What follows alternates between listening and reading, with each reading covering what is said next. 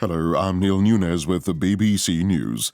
The Israeli defense minister has told troops on the border with Gaza that they will soon see the Palestinian territory from the inside. Yoav Gallant said the order would come. I'm responsible for the defense establishment. I have been responsible for it for the past 2 weeks, even during the difficult incidents.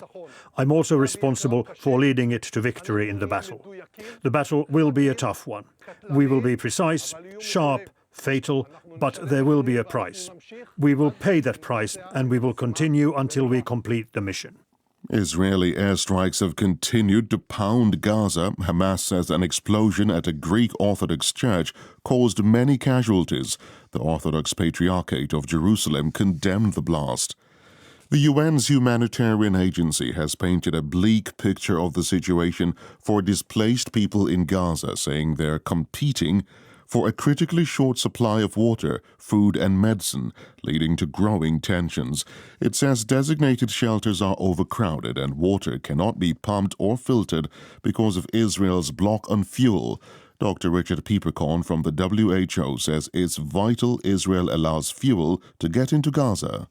Fuel to make sure these desalination plants can run, fuel to make sure these bakeries can run, fuel to make sure that UN partners can actually implement the most essential operations, and fuel to ensure these hospitals can sustain their operations and can sustain lives.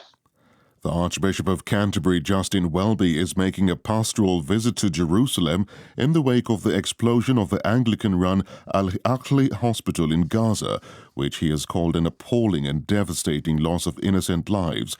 Archbishop Welby, the spiritual head of the worldwide Anglican Communion, will meet local Christian leaders. Canada says it has withdrawn 41 diplomats from India. It's the latest development in a row over the murder of Hardeep Singh Nijjar, a Sikh separatist leader in Canada. And Barasan Ethirajan has this report. The departure of Canadian diplomats come 1 month after the Prime Minister Justin Trudeau alleged that there was credible evidence of a potential link between Indian agents and the murder in Canada of a Sikh activist who was a Canadian citizen.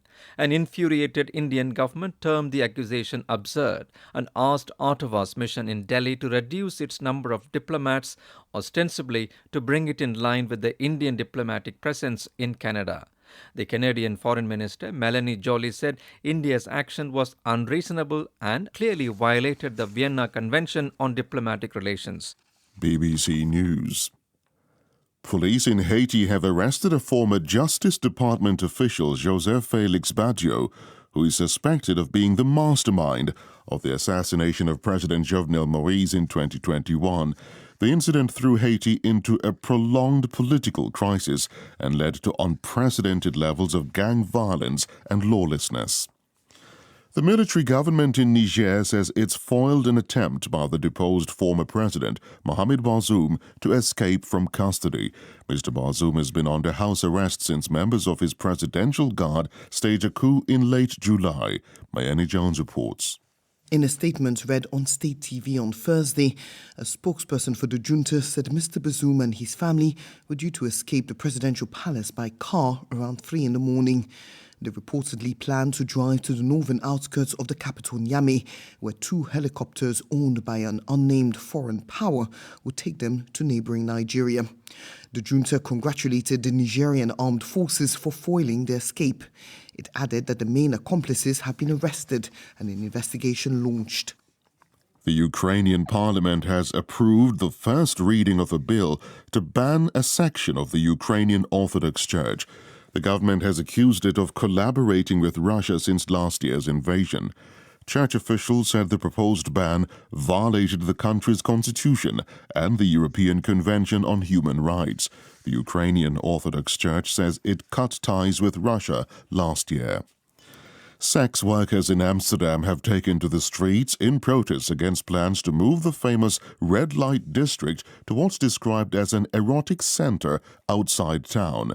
Wearing masks to hide their identities, dozens marched towards City Hall carrying banners, saying they were being unfairly punished. That's the latest BBC World News.